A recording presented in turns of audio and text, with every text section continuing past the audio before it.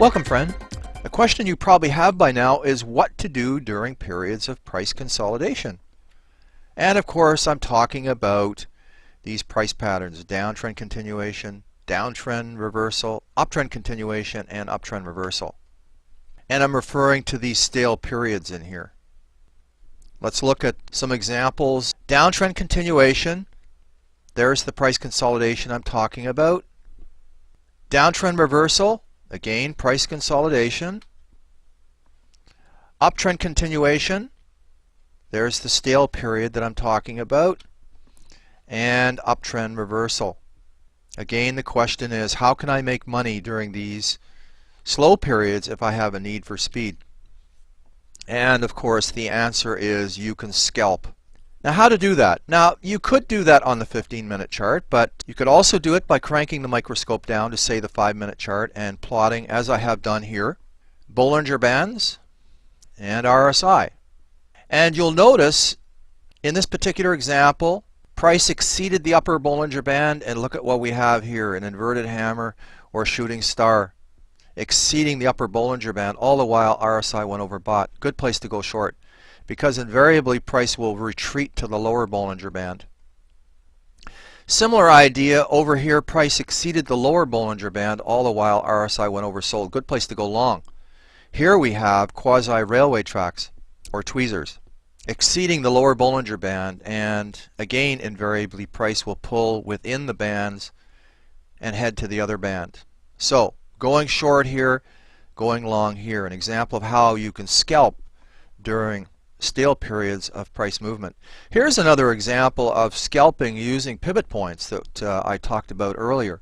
Off the 5-minute chart, in this case, Euro USD, showing you 3 pivot levels here.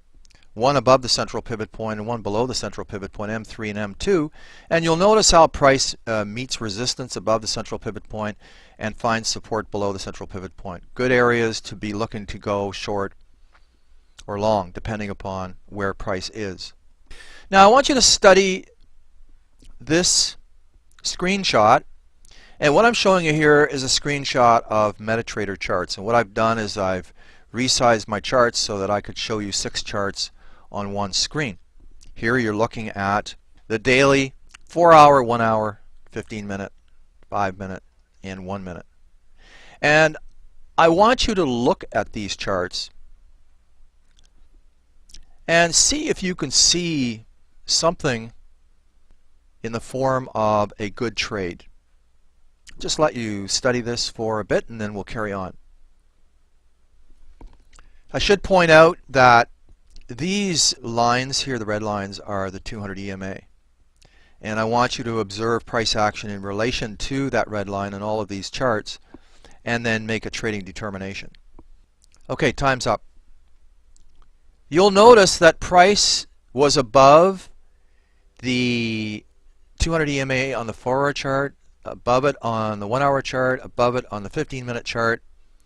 And hard to see, there it is right there, the red line, price above the 200 EMA on the 5-minute chart, but look at where it is on the 1-minute chart. This was a good scalp. Price going the wrong way on the 1-minute chart. A good long, short-term long trade right there, a nice scalp. Let's look at another form of scalping. Here I'm looking at the euro in this particular example. 5-minute chart, you'll notice that price is above the 200 EMA here. Now, what I'm not showing you is that price was actually below the 200 EMA on the higher level charts, the hourly and 15-minute charts. Price going the wrong way on the 5-minute chart, a good scalp, good short trade here. Here's another similar example. Again, the euro 5-minute chart, you'll notice that price here above the 200 EMA, not shown, price below the 200 EMA on the hourly and 15-minute charts. Price going the wrong way on the 5-minute chart. Here I've shown you a trend line break confirmed by MACD punching down through its trigger line. A good short trade right here. Confluence of events. Price above the 200 EMA.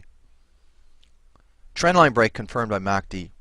I hope that was somewhat helpful in terms of getting your mind around what to do during stale periods of price action.